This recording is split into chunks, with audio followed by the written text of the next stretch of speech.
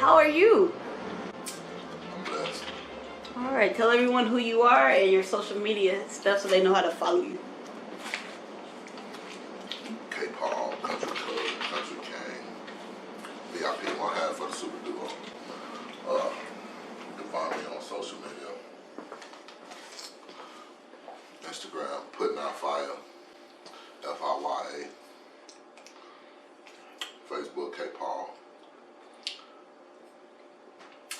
What's that? You on Instagram? Putting Out Fire. Putting Out Fire. Spell it all the way out. Putting PUTTIN_OUT_FIYA. Fantastic. Putting Out Fire. That's all we do is put out fire. What sort of fires have y'all been putting out lately? What's different kind of fire? Man, there's been fire on Facebook. It sounds like you trying to help people get their life together. It's different, man. We could have rapped forever. And we still do performances, but we just took them to different platforms, classrooms, different shit like that, you know.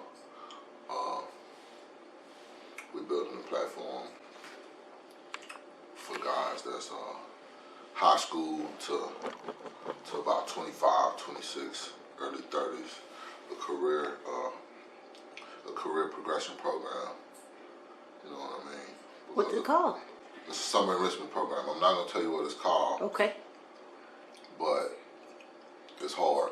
We have a few stakeholders that we're talking to right now. TxDOT, ACC, of course, the city of Austin, things like that. But yeah, it's basically, you know, it's designed for those that didn't have an opportunity to go to college or continue their education. It's just definitely a continuous education program. You know what I mean? Because education continues even past being an adult or past life. You know what I mean? Yeah, it never You're always stops. learning. You can't stop learning. If you stop learning, you're not living. That's right. You stop growing. What made you want to do that? That's amazing. Well, because you just see how many people don't have the opportunity or the knowledge. So once you figure that out, you're like, we can provide this service. Because it's still business. At the end of the day, it's just education now. So, yeah, education is one of the biggest staples in American history. And that's a lot of times that it separates the rich from the poor. That's the only thing that separates the rich from the poor, actually, is knowledge. Our people perish for the lack of knowledge. What do you think about all these changes in Austin? Huh? All these different changes in our great city of Austin. What do you think about them? I appreciate them. Because with change comes opportunity. And also, I know the price of living has gone up, but also the price of services has gone up as well. So, you know, you just gotta kind of get in where you fit in sometimes. And, you know, as long as you provide a good quality service and you're able to maintain the proper clientele, you should be fine. You should be fine. What are your current projects right now? Right now, I'm just doing a lot of teaching. I'm on the TxDOT project, Texas Department of Transportation, that we're doing with ACC. On a project in Central Texas, it's a third party, independent truck driving school, changing lanes. Wow. I'm on that project as well. And Tell us about that, changing lanes. I like the name of that. Yeah, changing lanes. Yeah, changing lanes is a independent black-owned trucking school, and those guys got something going good. I think it's very cost efficient, lowest rate. You get to choose your own hours, kind of I step in on the weekend because that's where I can help at with being on the textile project Monday through Thursday. It's kind of hard for me. So I'm a weekend instructor over there, which is we kind of, you know what I mean, we just kind of run a laid back ship, you know, and teach you how to be a professional and get you your CDL, Class A or Class B. It don't really matter. How do people sign up? You can just find them online, something like that, like Changing Lanes, ATX, or just Changing Lanes, Austin. Okay. Changing Lanes, CDL school, I would think. I don't know. And it's right here in Austin? Pflugerville. In Pflugerville, which is, for those of you who don't know, is Greater Austin, Central Texas area, not far from here. So pretty much Austin. Yeah, Austin. All right. What you got going for 2023? What's next?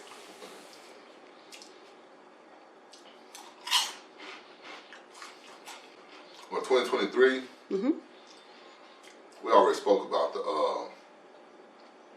summer enrichment program, so we're getting ready to launch that because we've all been talking to AISD, and there's something missing in the school system, and we feel like it's trade and career progression from the high school standpoint, because a lot of people not going to get to go to college.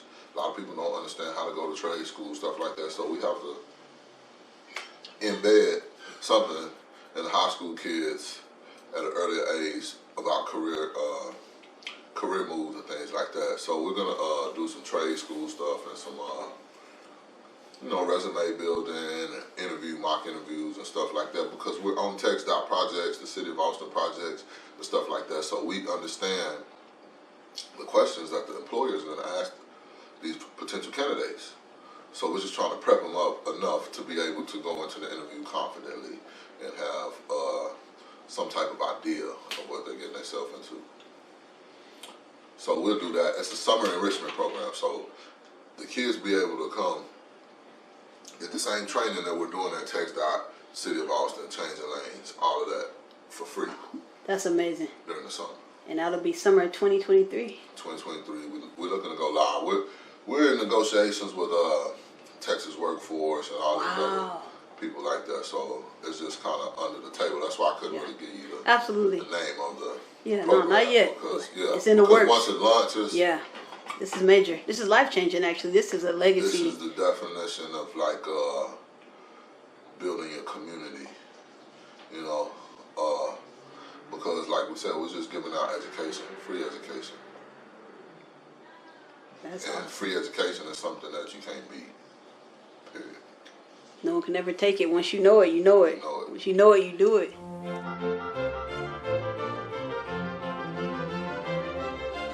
You didn't know you were an instructor, right? No. You didn't know you were a teacher? Well, I kind of started. You've been teaching.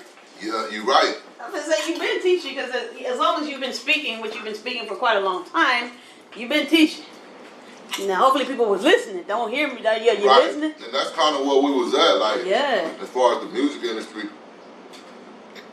we didn't feel like they was hearing us. Right. People was like, y'all retired so abruptly. Right? They was like, it was like 20 years. Me and Penn had really kind of foreseen the trajectory of the hip hop industry.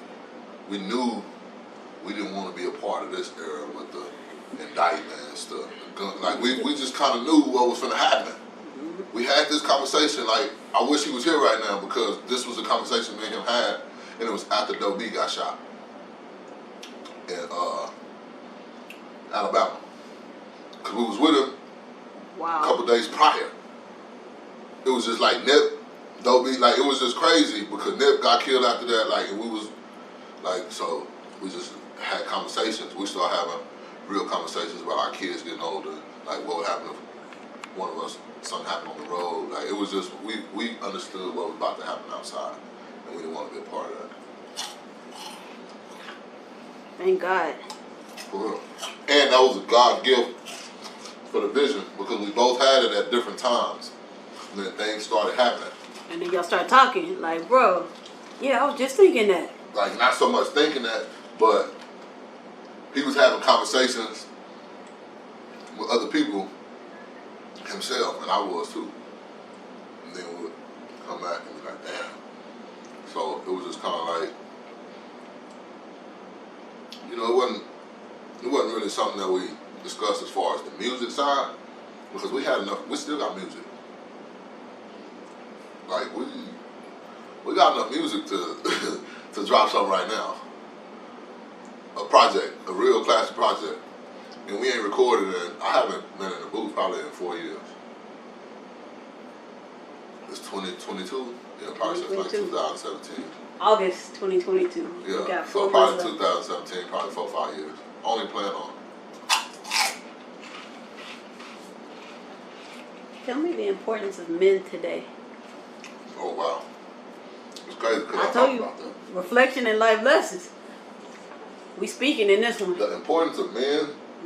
Right now, as we stand here today, August, whatever day this is, 2022.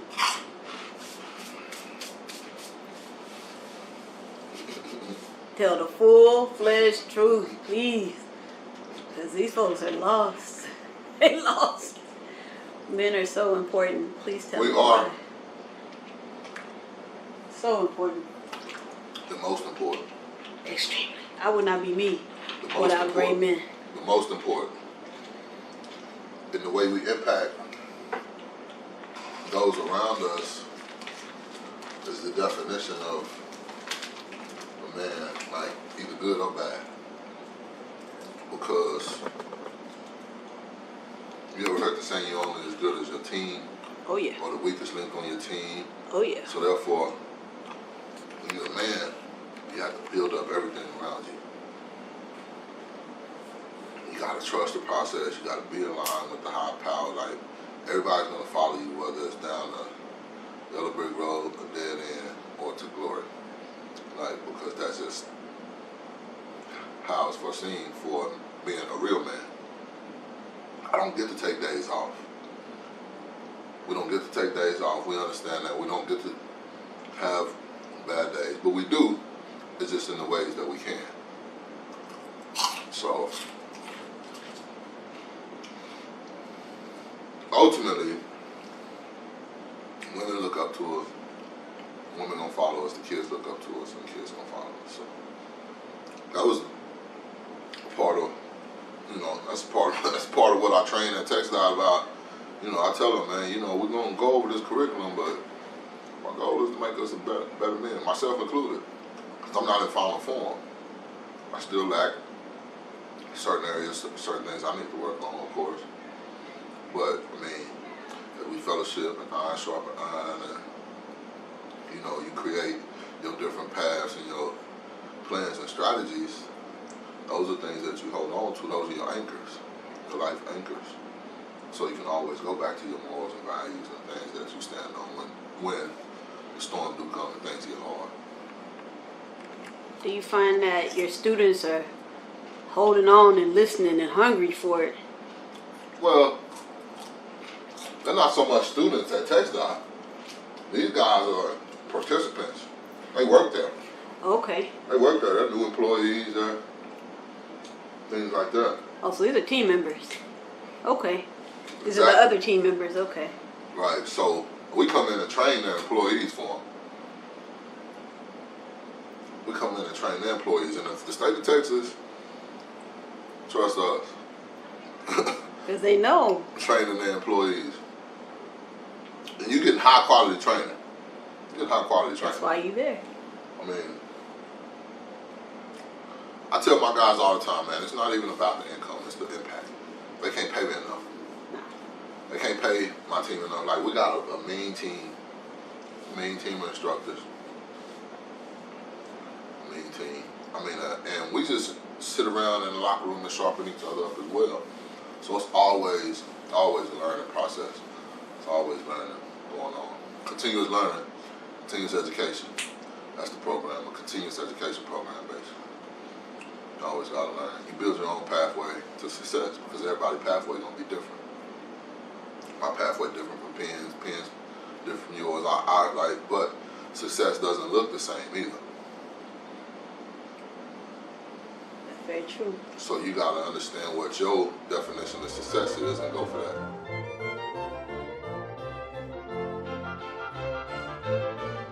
So we just building a system that, you know what I mean, to provide a service for the other people in the community so they can build their own pathways to success.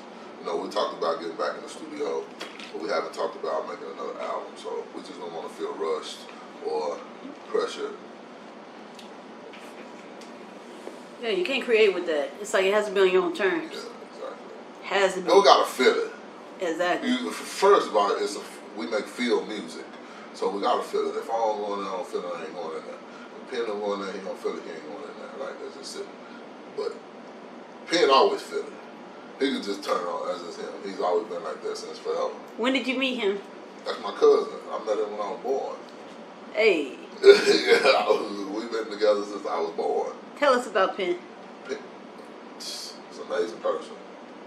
He's an amazing person. I watch him grow, and that's, you know what I'm saying. Like, I had the honor to work close with him, and now like he's taking off in his career. He just got his degree. Like we working. It's different. It's a different kind of work, but we still working. His energy. He has the most beautiful spirit. He's at the Office of Performance Management now, downtown. You know what I'm saying? 12th floor.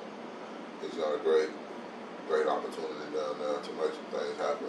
Not only for himself, but for us as well, with the programs that we build in the community. You know what I'm saying? So it's like it all works hand in hand. You know, he just built him a house in Bastrop on a couple of acres or something like that. That's awesome, bro. Like we just, you know what I mean, just living a little bit. We're growing up. Yeah. We're growing up. We're adults now.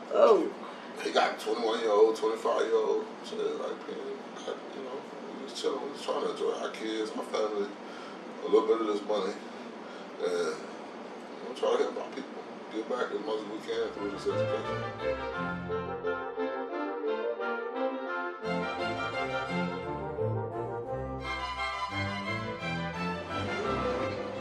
Y'all excuse this. If you could do anything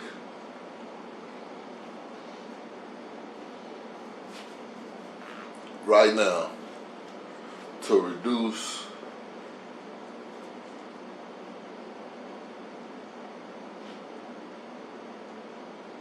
poverty, what would it be?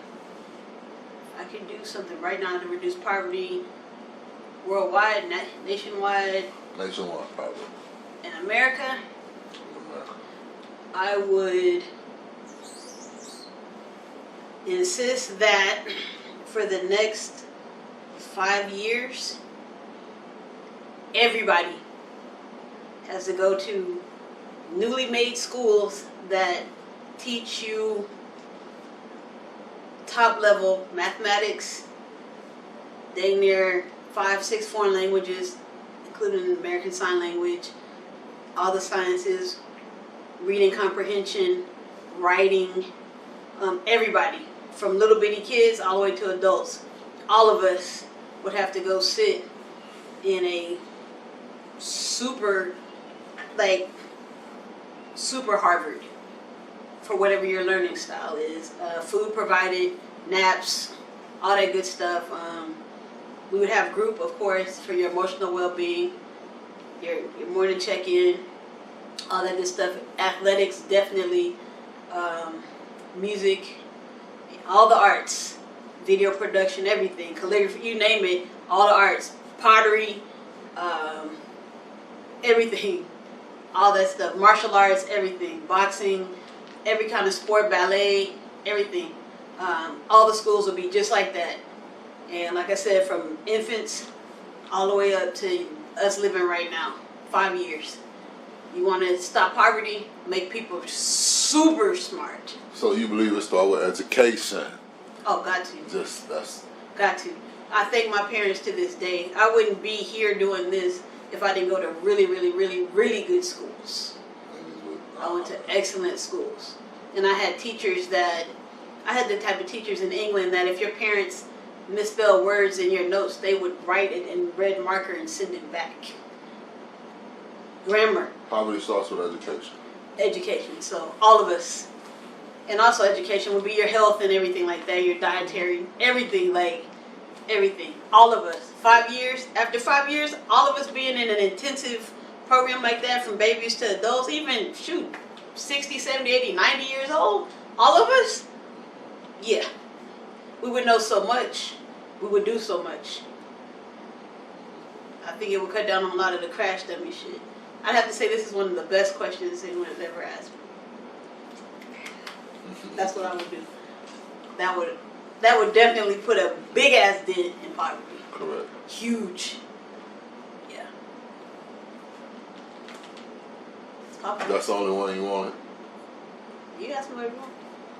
You want to ask me something else? How do you think the world would be if everyone was blind? Wow, like all of a sudden, boom. Like everybody blind. We all wake up tomorrow and we don't have sight. Oh man, frightening. A lot of people would die off the rip.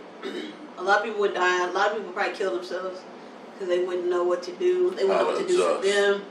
They wouldn't know what to do for their children, their family. They wouldn't know how to adjust. And especially right now when things are so, like QR code. Yeah. Everything is jacked. Yeah, we'd be out of there. Honestly speaking, we'd be out of there. And that's why everyone is blind right now. It was really a double double entendre question. See, now y'all see why I interviewed this man? Do y'all see why? Oh man. So you know at 3 in the morning it's gonna wake me up because I'll be like, do y'all understand? Now that's level on top of level. Now see. That's the type of questions I ask in the classroom. Fan-fucking-tastic. I tell you, this guy's a professor, yo. Professor. Instructor. Nah. Professor. Professor. Instructor. I went to college. This is a professor.